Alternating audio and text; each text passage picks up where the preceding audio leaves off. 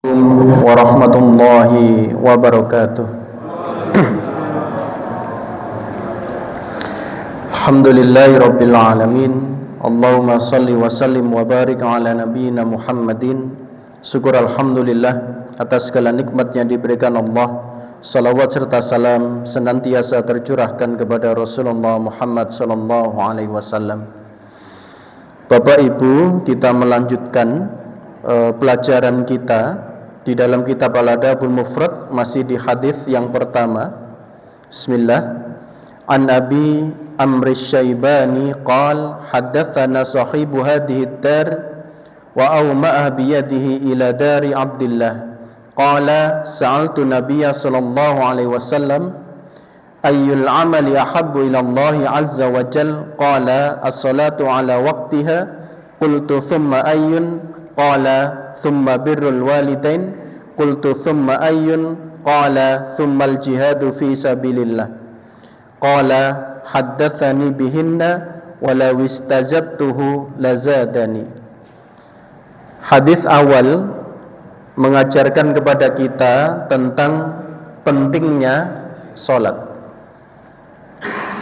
Pertama, kita belajar tentang bagaimana keutamaan salat. Kemarin kita belajar tentang indikator seseorang yang dianggap sholatnya baik. Dan insya Allah hari ini adalah pembahasan akhir tentang sholat, yakni terkait dengan hukum fikih atau hukum Islam terkait dengan orang yang meninggalkan sholat. Saya banyak mendengar gurauan atau mungkin serius terkait dengan orang-orang yang meninggalkan sholat. Ada yang ketika diajak sholat, dia mengatakan, Gusti Allah iku lak welas asih. Kan yo ngerti nek awak dhewe repot. Ngoten anjang. Enak. Gusti Allah iku lak Rahman Rahim. Kan yo ngerti nek awak dhewe iki kerja repot, gak kok bersolat, gak kok bersembahyang. Ngoten anjang. Ringan sekali.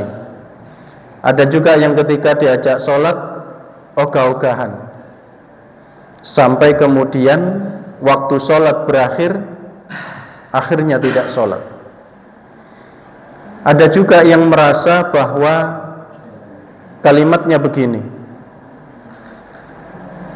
masih sembahyang tapi nek elek ambek tonggo kan ya percuma. Ngoten kalimatnya. Inna sholata tanha anil fakhsya iwal mungkar. Salat itu mencegah dari perbuatan keji dan mungkar. Ada yang menerjemahkan masih gak salat gak popo, sing penting api ambek uang. Masih sembahyang nek elek ambek uang ya padha ae, satu gak sembahyang. Ngoten e kalimatnya. Enten sing nek diajak salat ya wis tetep ae yo, salam yo, ngoten. Enteng men. Nah, di sini nanti kita akan melihat bagaimana para alim, ulama, bahkan imam madhab berpendapat tentang orang yang meninggalkan sholat. Ini menjadi pelajaran berharga, jangan sampai dalam kehidupan kita meninggalkan sholat. Bapak Ibu, sebagaimana kita ketahui, pelajaran dasar kita tentang sholat, dulu seringkali ada pembahasan sholat ketika kita di dalam kendaraan, dulu sekali. Banyak yang bertanya, Ustaz, lah nek niku numpak bis terus BC ngadepe mboten ngadep kiblat, pripun? Itu banyak. Sekarang jarang sekali. Hampir saya tidak menemukan ada pertanyaan seperti itu. Mungkin karena sekarang orang naik angkot sudah berkurang, ya.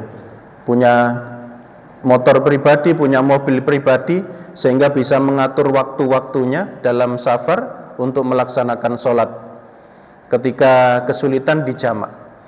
Bahkan dalam hal peperangan sekalipun yang begitu menegangkan, kita tetap ada melaksanakan sholat. Kita menyebutnya dengan sholat ketika kita ketakutan, ada serangan musuh. Sholat maupun khauf. Sholat ketika kita dalam keadaan khauf, dalam keadaan takut.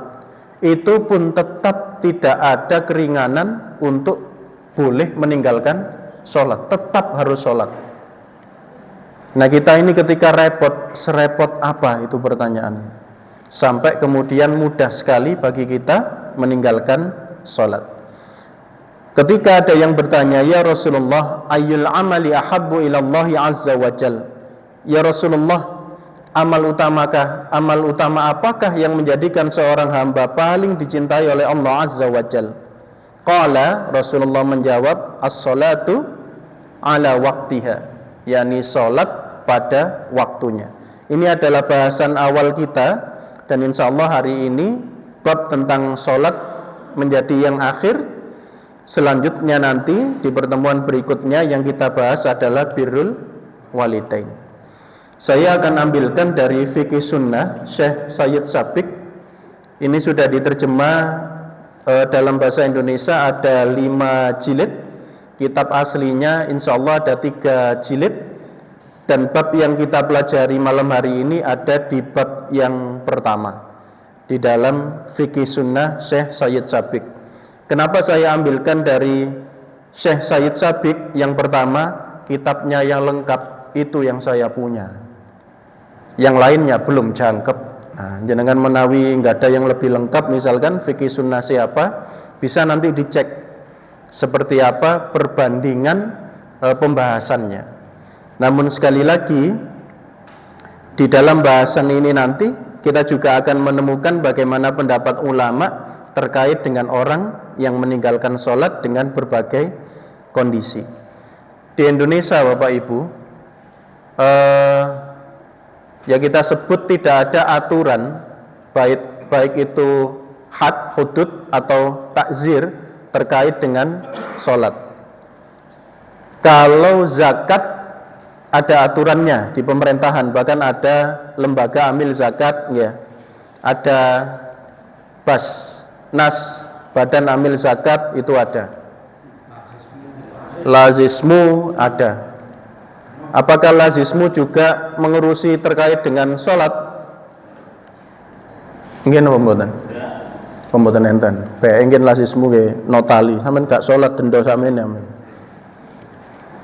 Apakah negara juga mengurusi serius tentang sholat?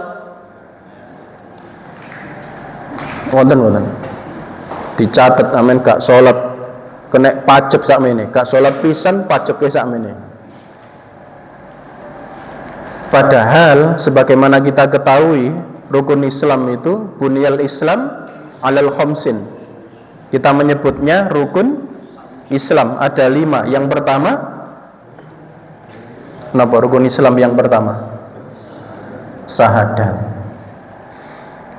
Orang dikatakan masuk Islam itu ketika sudah bersyahadat. Bapak dan Ibu jenengan ingat kapan jenengan bersyahadat masuk Islam? Kapan itu? Wah, Masya Allah, lahir sudah bersyahadat masuk Islam, itu luar biasa.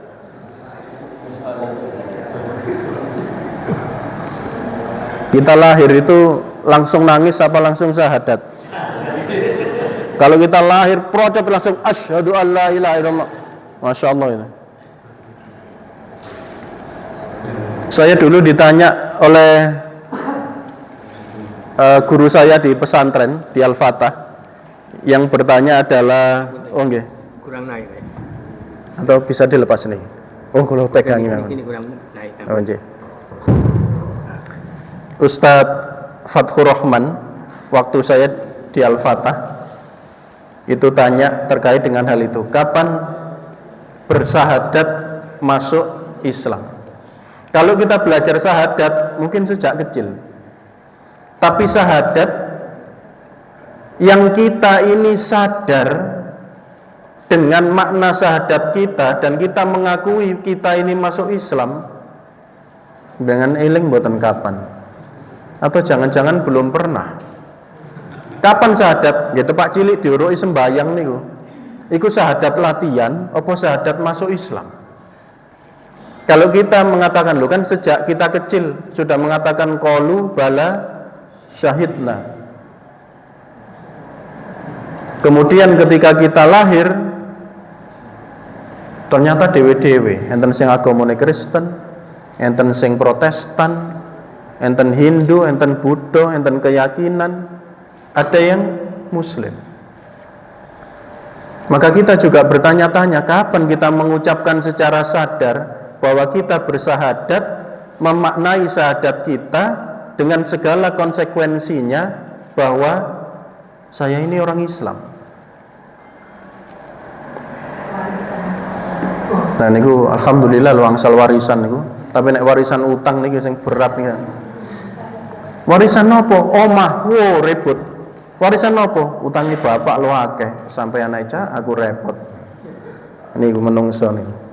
Menus-menus ongso-ongso. Alhamdulillah, walaupun itu warisan, kita bersyukur kepada Allah bahwa kita ini Muslim, Bapak Ibu. Nah, ketika sudah mendapatkan warisan itu, maka tugas kita adalah untuk apa yang kita lakukan dengan warisan yang diberikan orang tua kita. Kalau kita diberi rumah, maka dirawat. Kula dol, Pak. Loh, sadap sampean dol. Kita rawat apa yang diwariskan oleh orang tua kita, bahkan warisan itu warisan yang pertama kali nanti akan ditanyakan di hadapan Allah Subhanahu wa taala. Baik, setelah syahadat maka sholat, gitu.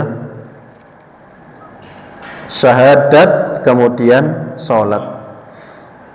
Tidak sedikit Bapak Ibu, saya bertanya kepada beberapa murid saya ketika datang terlambat. Kemudian saya minta, awakmu nek sembayang biasanya maca surat apa? Liyane kulhu pewengong pun kul a'udzu birabbil falaq niku mboten tutuk-tutuk. Akhire kula doaken ya wis ganti kul a'udzu birabbil falaq gak iso kul a'udzu birabbin nas nggih mboten tutuk-tutuk kul a'udzu birabbin nas niku. Waduh abot iki wis ngene sing penting salat iku awakmu iso maca Fatihah sik Fatihah nggih mboten saged jenengan bayangaken diturunkan lagi syahadat tasik tanglet koncone. Ya apa syahadat? Mboten medeni ya ngoten. Syahadat itu masih bingung. Apalagi kalau diminta mengucapkan 2 kalimat syahadat tambah bingung. Padahal hanya beda pertanyaan. Nah, ini sekali lagi PR kita kepada generasi kita adalah mengajarkan mereka sholat dengan benar. Karena ketika kemudian sholat itu ditinggalkan, maka berlaku beberapa hukum. Saya akan bacakan 3 hadis yang ada di dalam kitab ini, Fiqih Sunnah Syekh Sayyid Sabit. Yang pertama, hadis riwayat Muslim dan ini sahih ketiganya oleh verifikator hadis disampaikan ini adalah hadis sahih. Sumber Muslim, kitab iman, bab penjelasan tentang pemutlakan nama kafir bagi orang yang meninggalkan salat.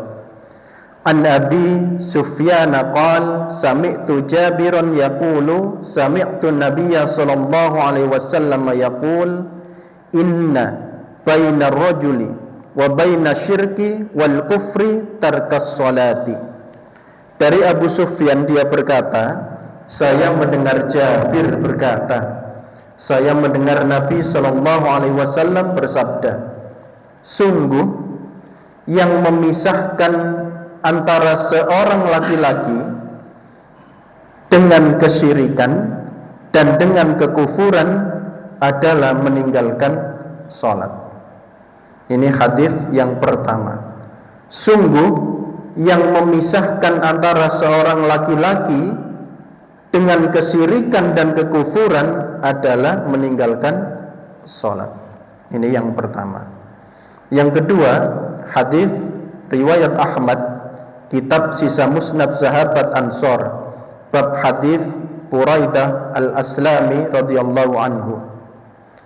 Haddatsana Abdullah bin Buraidah an abihi qala sami'tu Rasulullah sallallahu alaihi wasallam yaqul al-ahdu alladhi bainana wa bainahum as-salah faman tarakaha faqad kafara telah menceritakan kepada kami Abdullah bin Buraidah dari ayahnya berkata, aku mendengar Rasulullah sallallahu alaihi wasallam bersabda, al-ahdu, perjanjian, baina wa bainahum shalah, perjanjian di antara kita dan mereka adalah salat. Faman tarakaha faqad kafara, barang siapa meninggalkannya, meninggalkan salat, berarti ia kafir. Dari dua hadis awal yang saya bacakan tadi, kita bisa mengambil kesimpulan orang yang meninggalkan sholat dihukumi, orang yang meninggalkan sholat berdasarkan dua hadis tersebut maka dihukumi kafir. Ketika seseorang dianggap kafir, maka haknya sebagai muslim tercerabut, hak warisnya hilang. Di antaranya kaitannya dengan hak pernikahan dengan pasangannya, pripun? Tiba-tiba batal. Bahkan dalam peperangan, apa yang terjadi ketika kita berhadapan dengan orang kafir? Halal mengalirkan darahnya. Maka ketika kita membaca dua hadis ini, sebelum kita nanti mempelajari pendapat yang lain, maka kita akan menyimpulkan, wah, ngeri juga orang yang meninggalkan sholat. Dan ini benar-benar menjadi benteng terakhir, bahkan pembeda hari ini. Jangan sampai kemudian kita, keluarga kita meninggalkan sholat. Ya ayyuhalladzina amanu qu anfusakum wa ahlikum nar wa quduhan nasu wal hijarah 'alaiha malaikatun ghiladun shidad la ya'suna allaha ma amarahum wa yaf'aluna ma yu'marun. Diri kita dan keluarga kita, walaupun sekali lagi hari ini mungkin tantangan kita adalah handphone, sehingga ketika kita menugaskan anak-anak kita untuk sholat, tantangannya luar biasa. Di Indonesia, kata sabar itu seringkali digunakan untuk makna menunda. Nggih. Ayo gak iku sik ta, sabar. Tapi akhirnya mboten kelakon. Jadi kata sabar itu seringkali digunakan untuk menunda-nunda pekerjaan. Waktu saya kuliah bahasa Inggris, Bapak Ibu, di Universitas Muhammadiyah Surabaya, ada salah seorang teman dari Amerika Serikat itu menyampaikan orang Indonesia itu unik karena mereka menggunakan kata sabar itu untuk menunda pekerjaan. Padahal makna sabar itu bukan untuk menunda pekerjaan. Saking sabare sampai mboten digarap. Ya napa nek pun ngoten. Saking sabare. Ini nanti kita mempelajari, ada waktunya kita memang tidak harus melakukan sesuatu, ada waktunya kita justru wajib melakukan sesuatu. Ada waktunya kita menahan diri, tidak boleh marah. Ada waktunya kita justru diperintahkan untuk marah.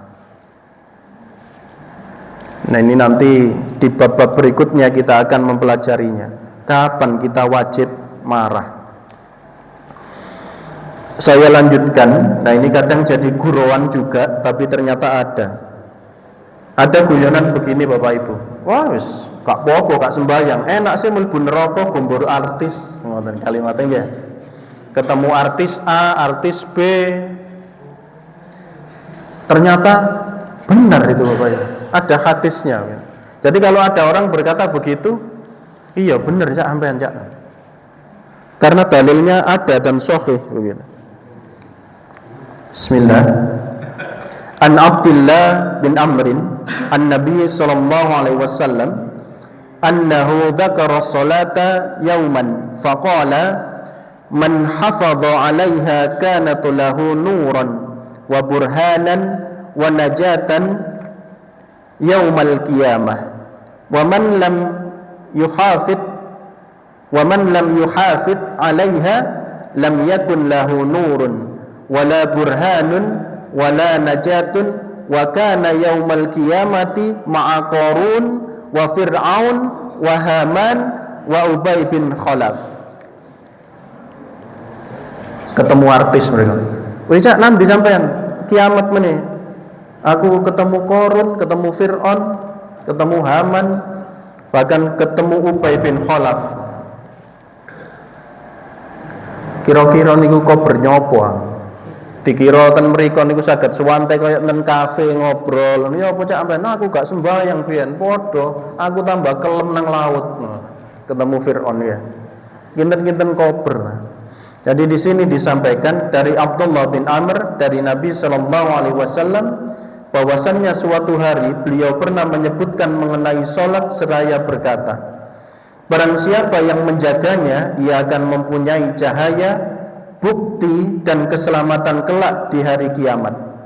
Dan barang siapa yang tidak menjaganya maka ia tidak mempunyai cahaya, tidak mempunyai bukti dan tidak mempunyai keselamatan. Pada hari kiamat ia akan tinggal bersama Qarun, bersama Fir'aun, bersama Haman dan Ubay bin Khalaf. Ngelompok pripun? Jenengan milih kumpul blok niki napa blok Nabi? Ya pilihannya sholat. Insyaallah Fir'aun kita kenal ya.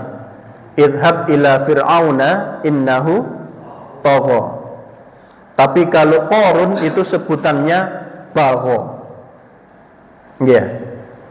Orang yang menyombongkan diri karena kekuasaannya, karena hartanya itu disebut tagha.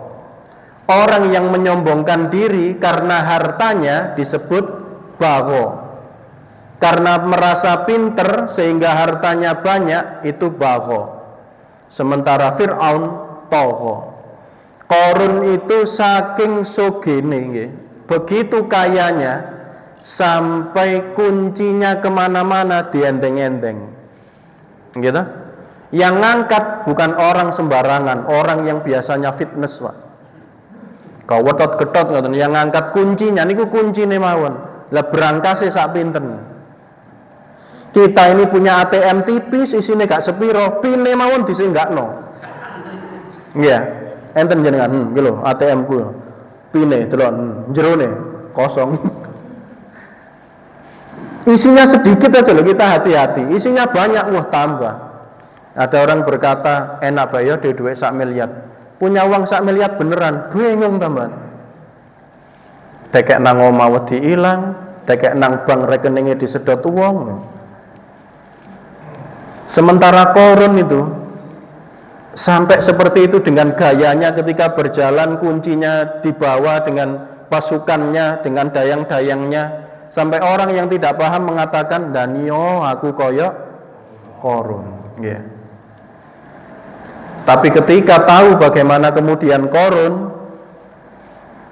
kasih tahu tidak mau jadi seperti Qarun.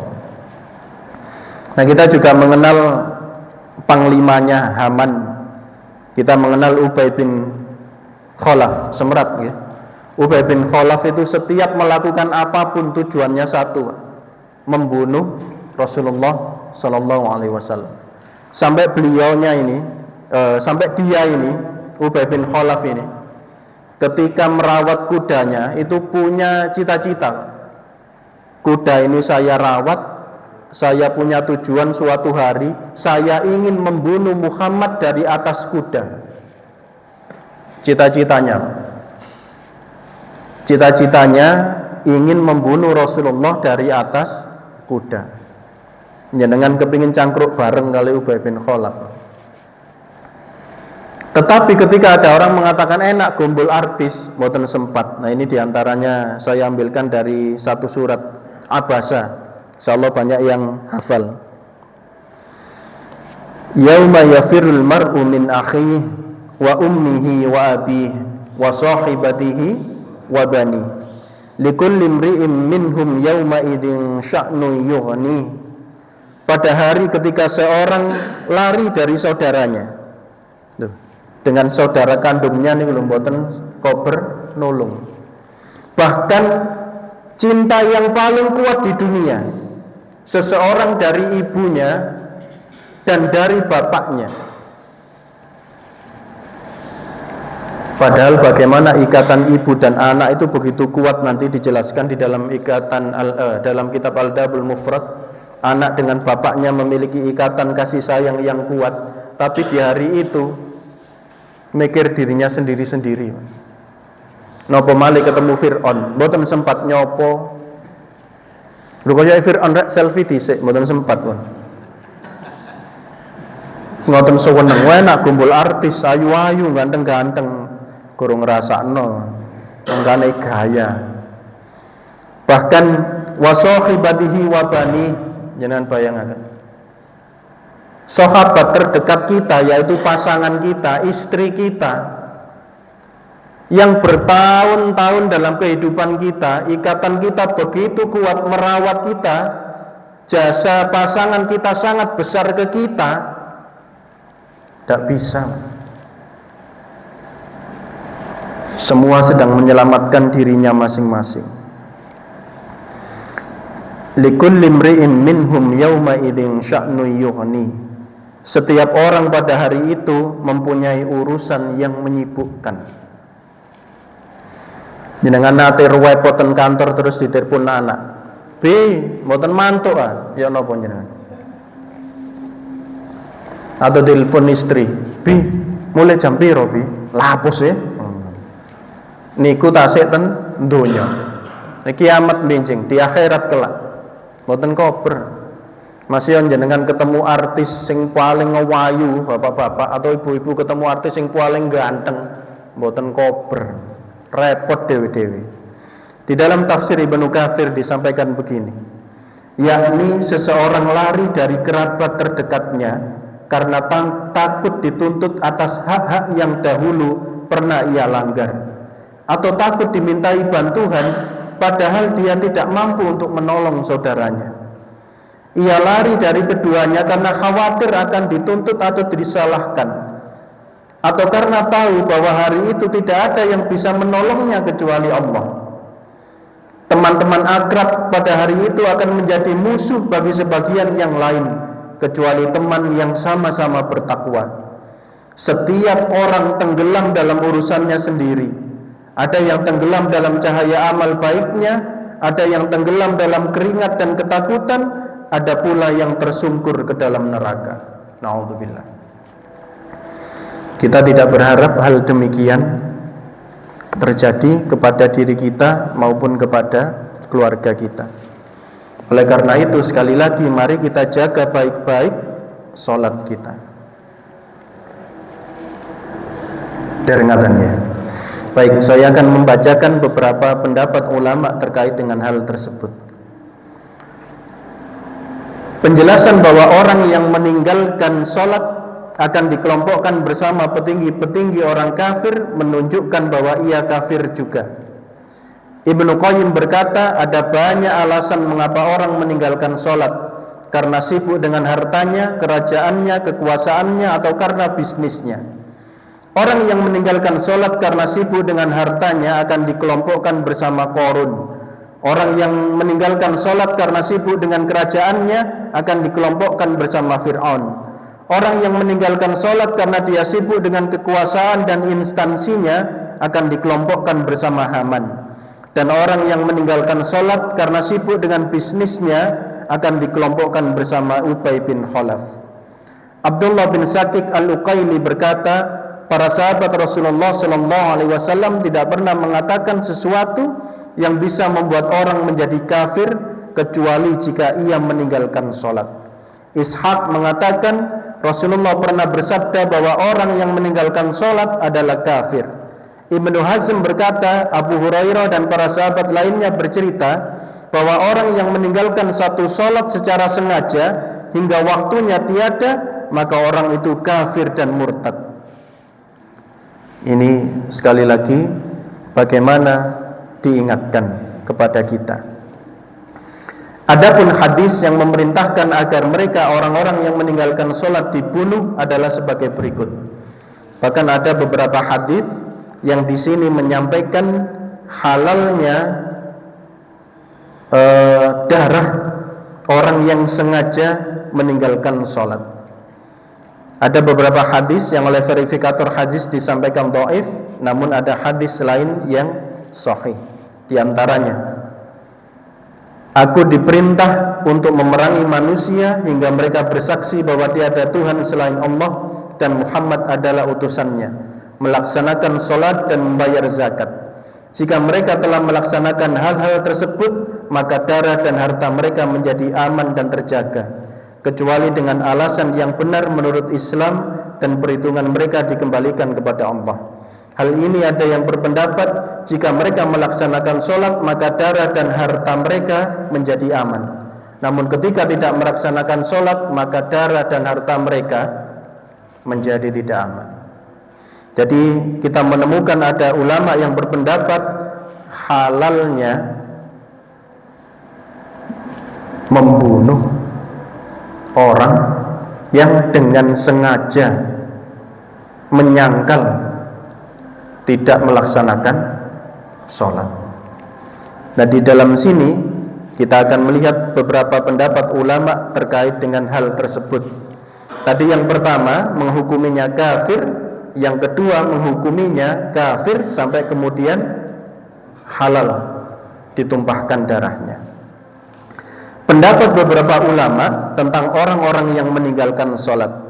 Hadis yang disebutkan di atas secara harfiah menyatakan kekufuran orang yang meninggalkan sholat dan kehalalan darah mereka. Namun demikian, ada banyak ulama, baik ulama khalaf maupun salaf, termasuk Abu Hanifah, Imam Malik dan Imam Asy-Syafi'i berpendapat bahwa orang tersebut tidak masuk ke dalam kafir. Nah, ini diantara pendapat Imam Abu Hanifah, Imam Hanafi, Imam Malik dan Imam Syafi'i berpendapat bahwa orang tersebut tidak kafir tetapi masuk golongan fasik dan disarankan untuk bertobat. Jika ia tidak bertobat, maka ia bisa dibunuh sebagai bentuk hukuman. Jadi diberi kesempatan dulu untuk bertobat. Tapi ketika dia tetap menyangkal, membangkang dan tidak mau sholat, maka hukumannya adalah dibunuh. Sampai seperti itu. Abu Hanifah mengatakan orang yang meninggalkan sholat tidak dibunuh, tetapi diungsikan dan ditahan. Di sisi lain beliau juga menyampaikan bahwa tidak dibunuh tetapi diungsikan dan ditahan hingga ia melaksanakan sholat. Artinya dia diasingkan. Mereka menafsirkan hadis yang menjelaskan kekufuran orang yang meninggalkan sholat sebagai orang yang menentang atau orang yang harus dijauhi. Jadi seseorang ini ketika tidak mau melaksanakan sholat, ada yang berpendapat juga tidak dibunuh, tapi diasingkan atau bentuk lainnya dipenjara. Monten. Hukum seperti itu, tidak sholat dipenjara sampai dia mau melaksanakan sholat. Ini perhatian yang luar biasa. Ada juga yang berpendapat perbedaan pendapat ulama tentang orang yang meninggalkan sholat sebagaimana tercantum di dalam Tabaqat As-Syafi'iyah. Ini kurang. Biasanya disebut Tabaqat As-Syafi'iyah Kubra. Tabaqat itu lapisan atau dalam bahasa kita seringkali disebut biografi. Ada kitab yang menjelaskan tentang biografi ulama dari generasi ke generasi.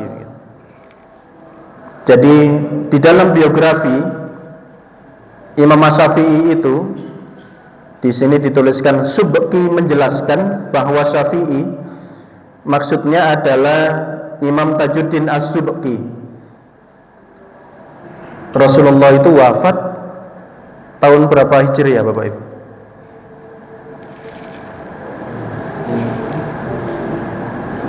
Tahun berapa? Mboten nyelawat nggih. Mboten semerap. Tercatat di sejarah Rasulullah itu meninggal di tahun 12 Rabiul Awal, sama dengan kelahiran beliau. 12 Rabiul Awal 11 Hijriah mungkin. Coba jenengan tanglet Google nopo ChatGPT ya. Lari nom-nom kan ngoten biasa. Seingat saya 12 Rabiul Awal, lahir beliau 12 Rabiul Awal tahun gajah, ada peristiwa itu. Kemudian wafat beliau 12 Rabiul Awal 11 Hijriah insyaallah. 11 Hijriah 632 Masehi. Okay, 11 Hijriah. Sekarang tahun berapa Hijriah? 1447 ya. Ya Allah, sudah cukup lama. Nah, salah seorang ulama yakni Tajuddin As-Subki, di sini disingkat oleh beliau Subki saja. Itu beliau wafatnya 771 Hijriah. Berarti selisih 750 tahun, jangan bayangkan. 760 tahun. Beliau menyusun tabaqat, menyusun biografi, menjelaskan bahwa Imam Asy-Syafi'i dan Imam Ahmad. Nah, Imam Asy-Syafi'i dan Imam Ahmad itu dalam sejarah usianya terpaut 14 tahun. Selisih umurnya Imam Asy-Syafi'i dengan Imam Ahmad. Lebih tua siapa Bapak Ibu? Imam Syafi'i dulu atau Imam Ahmad dulu? Yang jadi guru itu Imam Syafi'i atau Imam Ahmad? Imam Ahmad itu pernah berguru ke Imam Syafi'i atau Imam Syafi'i pernah berguru ke Imam Ahmad?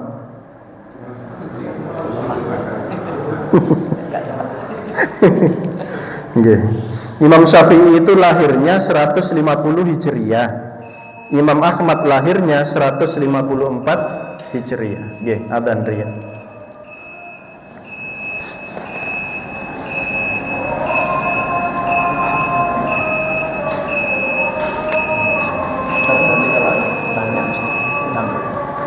Oh nggih. Monggo, insyaallah. Allahu Akbar, Allahu Akbar. Allahu Akbar, Allah. Allahu Akbar.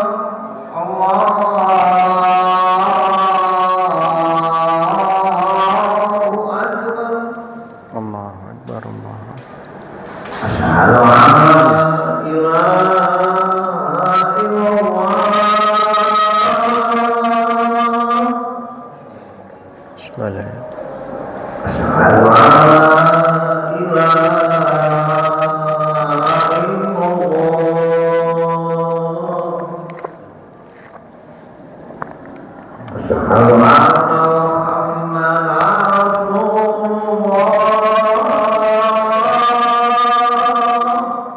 Asyhadu anna Muhammadan Rasulullah. Asyhadu anna Muhammadan Rasulullah.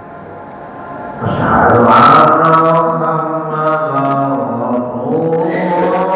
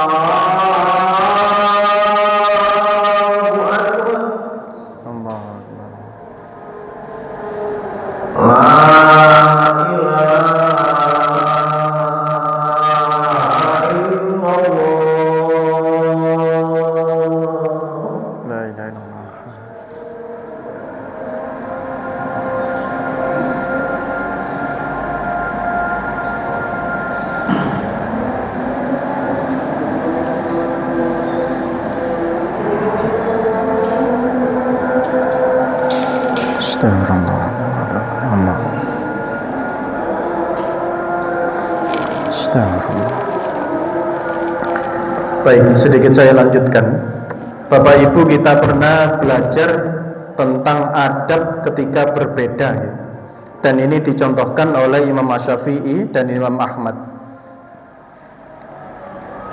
Imam Asy-Syafi'i lahir 150 Hijriah, Imam Ahmad lahir 164 Hijriah.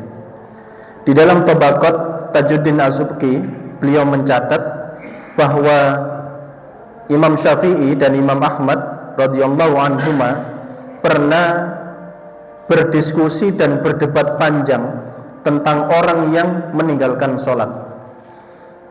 Imam Syafi'i bertanya kepada Imam Ahmad, karena Imam Ahmad berpendapat orang yang meninggalkan sholat itu masuk dalam kafir. Maka Imam Syafi'i bertanya kepada Imam Ahmad, wahai Ahmad, kamu berkata bahwa orang yang meninggalkan sholat itu kafir. Imam Ahmad menjawab, iya. Kata Imam Syafi'i, jika ia kafir, lalu dengan apa ia bisa masuk Islam? Imam Ahmad menjawab, jika ia menyatakan syahadat, asyhadu an la ilaha illallah wa asyhadu anna Muhammadar Rasulullah. Kata Imam Syafi'i, orang tersebut selalu mengatakan itu. Jadi dia itu bersyahadat tapi tidak mau sholat. Ini pertanyaan, ini yang ketika jenengan membaca beberapa kitab Imam Asy-Syafi'i, kritisnya beliau di antaranya, Masya Allah, keilmuan beliau, tidak mengecilkan imam mazhab yang lain, namun kritis sekali, sehingga beliau sangat detail memang. Kata Syafi'i, kata Imam Syafi'i, orang tersebut selalu mengatakan itu, dia itu bersyahadat. Ahmad berkata, maka ia masuk Islam jika melakukan sholat. Imam Syafi'i berkata, bukankah sholatnya orang kafir itu tidak sah? Awakmu mang ngomong, jarene wong gak sholat itu kafir. Terus isok mlebu Islam maneh syahadat. Wong iki syahadat tapi gak gelem sholat. Maka kemudian ditanyakan, bukankah sholatnya orang kafir itu tidak sah? Dan ia tidak bisa dikatakan sebagai muslim dengan hal itu. Imam Ahmad terdiam. Semoga Allah mengasihi mereka berdua. Ini diskusi yang luar biasa. Dan hal ini di kalangan para imam madhab sering terjadi demikian. Ada sesuatu, maka mereka mencoba mana yang pendapat itu lebih kuat.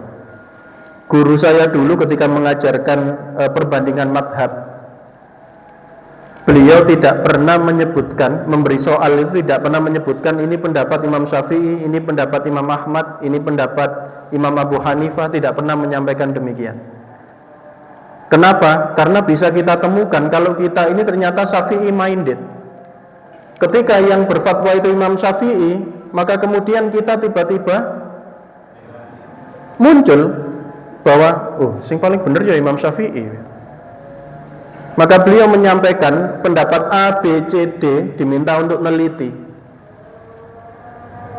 Ini pendapat mana yang paling rojih? Kita menyebutnya tarjih. Pendapat mana ini yang paling kuat ketika kemudian kita berdiskusi itu? Sehingga kita tidak tiba-tiba mendengarkan, ini fatwanya saya ini, berarti paling benar ini. Tidak begitu. Dan kita akan belajar untuk memahami dan mencoba untuk lebih netral terkait dengan beberapa pendapat, kemudian yang kita ambil berdasarkan keilmuan, bukan karena taklid buta. Nah, ini tadi saya sampaikan 771 Hijriah.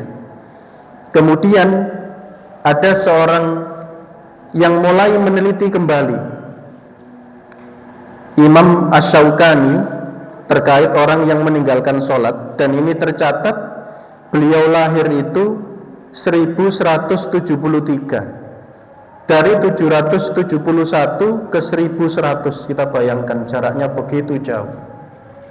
Dan beliau ini meneliti, ketika saya membaca biografi Imam Asy-Syaukani, beliau termasuk yang menerapkan tarjih, mencoba untuk membandingkan ini kira-kira dari beberapa pendapat ini yang paling kuat yang mana berdasarkan penelitian beliau.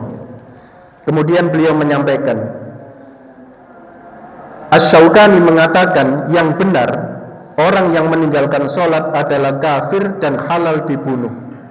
Dalil tentang kekufurannya ini adalah hadis sahih yang telah menjelaskan bahwa Allah menyebut orang yang meninggalkan sholat dengan kafir. Pembatas antara orang yang kafir dan tidak adalah sholat. Jadi meninggalkan sholat sudah menyebabkan orang itu disebut kafir. Kita tidak usah memperdulikan pendapat orang-orang yang tidak setuju dengan hal ini, sebab kita bisa berkata tidak tertutup kemungkinan salah seorang yang disebut kafir bisa juga mendapatkan ampunan dan memperoleh syafaat, seperti kekufuran orang-orang ahlul qiblah karena dosa-dosanya, dan Allah menyebut mereka sebagai orang kafir.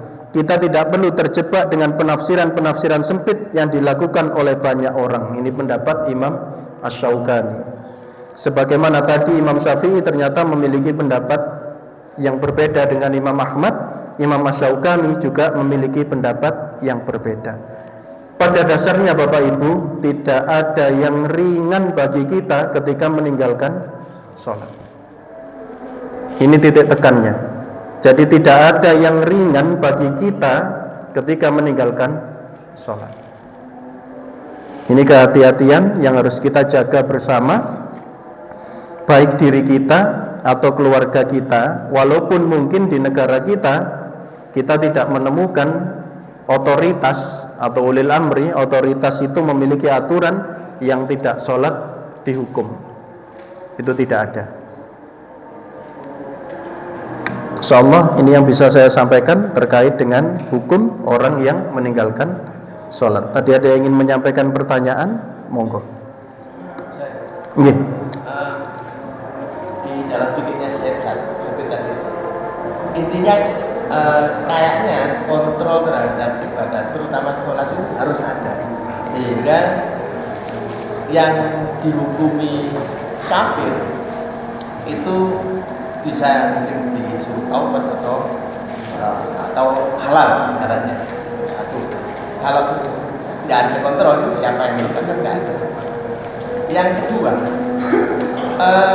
orang ini bukan meninggalkan, tetapi dia sholat tetap melakukan sesuatu yang menurut kita itu hal yang harus dijauhi, berzina. Saya soalnya sempat pernah tahu orang profesinya BTS, itu saya tanya juga. Maaf, saya pernah kontak karena saya dulu pernah Grab. Oh, okay. Yang penting jangan pernah order, yang penting. Pernah nge-Grab, sehingga penumpangnya kan macam-macam. Yeah. Saya tanya, jadi dia itu sadar, saya ketika seperti ini sholat, habis waktu sholat dia sholat Pak. Dia sampai curhat itu bilang gitu, saya sholat Pak. Bahkan mengerti aturan, ketika melakukan juga mungkin mandi, besar dan sebagainya. Nah ini seperti apa? Yeah. Ya ketika ini bukan orang seperti tadi, orang ini sama-sama alim, sama-sama sholat, tetapi ketika berbeda persepsi, mungkin dulu yang pernah saya tanya, Allah kan memberikan sebiji zarah itu akan dihukumi untuk mendapatkan pahala atau imbalan. Nah ini seperti apa? Mungkin kasusnya sahabat-sahabat dulu kan sampai membunuh. Terima kasih. Oke, baik.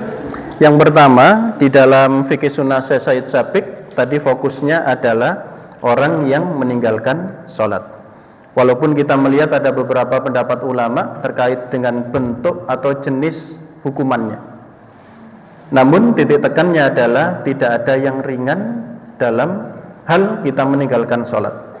Yang kedua, tadi menyebutkan ada kontrol. Benar, di zaman Rasulullah kontrol terhadap sholat itu ada. Namun hari ini kita menemukan hampir kita tidak menemukan kontrol itu. Dan kontrol itu kembali kepada siapa? Kepada masing-masing wali hari ini. orang tua kontrol kepada pasangannya, kepada anaknya. Dan ketika kemudian kontrol itu kita laksanakan, maka kita mastata'tum, apa yang kita mampu dari diri kita, kita lakukan. Yang boleh memperlakukan hukum misalkan tadi sampai membunuh, itu tidak boleh semua orang melakukan. Kisos misalkan, semua orang melakukan, kacau kita. Nyolong loh, ketok tanganmu wis. Siapa sing ngetok tamir masjid? Oh, bahaya juga itu. Bahaya juga itu. Jadi yang boleh melakukan itu siapa? Otoritas. Kita menyebutnya ulil amri. Atiullaha wa atiur rasul wa ulil amri. Otoritasnya siapa? Bisa saja kita temukan di tiap provinsi aturannya beda. Contoh Aceh. Aceh terkait dengan hukum takzir ataupun had itu berbeda dengan di provinsi Jawa Timur. Di sana ada hukum cambuk, ya. Jawa Timur tidak ada. Bisa saja otoritas di Aceh adalah Gubernur Aceh yang membuat konun, membuat perda. Itu otoritas yang boleh melakukan. Siapa yang melakukan? Yang ditunjuk oleh otoritas itu. Ada algojonya. Saya pernah membaca di antaranya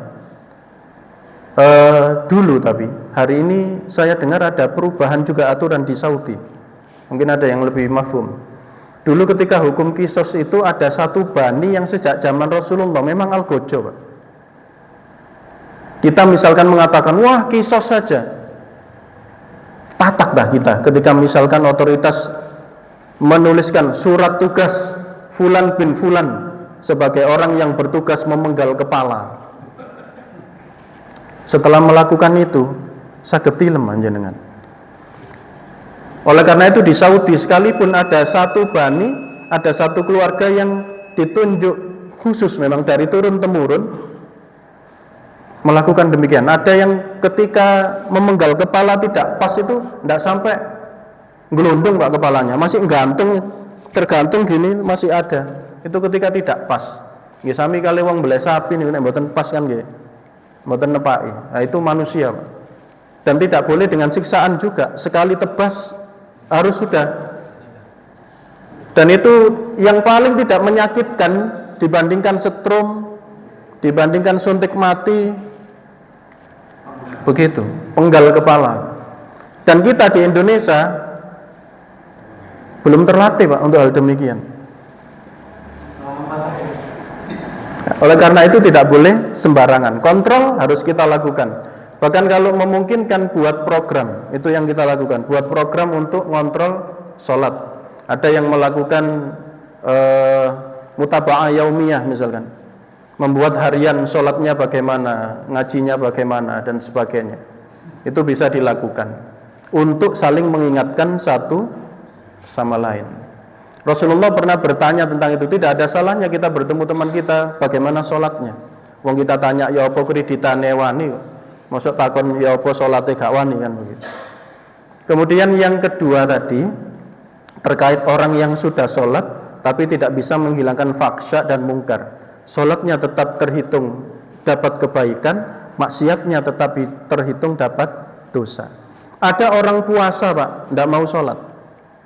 Puasanya ikut tapi tidak mau sholat.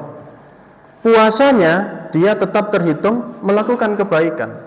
Pahala Allah yang menentukan. Tidak sholatnya salah secara aturan Islam. Dan ini dipilah. Sehingga dalam hal tersebut kita mungkin akan menemukan yang jenengan sampaikan tadi, atau mungkin diri kita, Pak. Betul itu. Kita di depan banyak orang sungkan mungkin. Nek wayah sepi, wong guyonan ini ngeten. Aku iku imanku kuat, nek gak duwe-duwe. Ngoten. Guyonane niku. Nek wayane duwe-duwe, waduh imanku lemah. Lapo? Lah pesen ngono iku iso e. Ngoten niku guyonane. Dolen nang tretes, diawe, tetep kenceng aku gak menggok, gak duwe-duwe.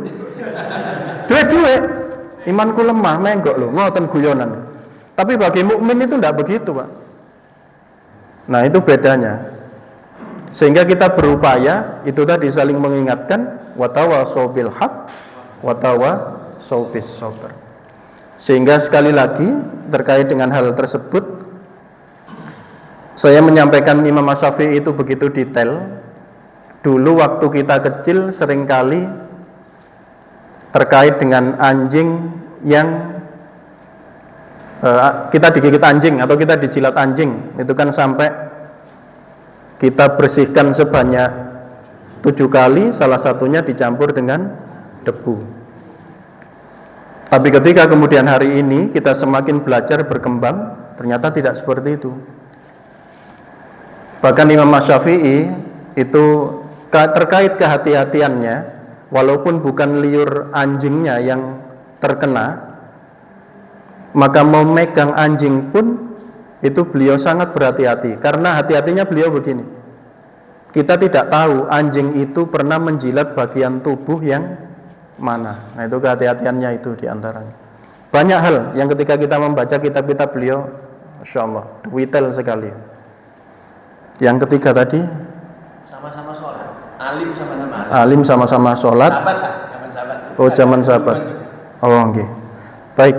Terkait dengan beberapa peristiwa, memang kita melihat kalau kita membaca sejarahnya itu nampak sadis dan nampak kejam gitu. Sampai sesama muslim harus saling membunuh gitu.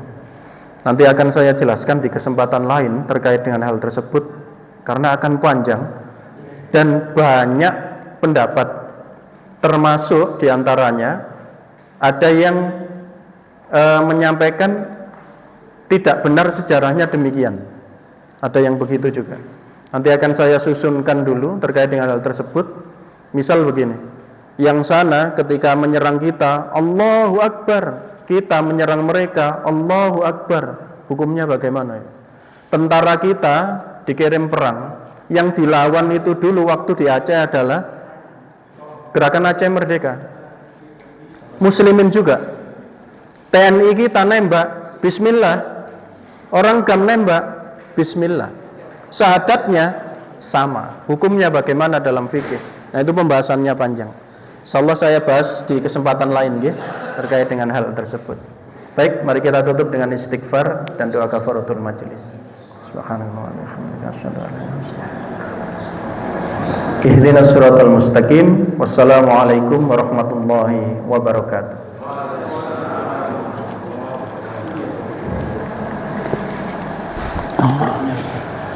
Nggih. Cukup mantap.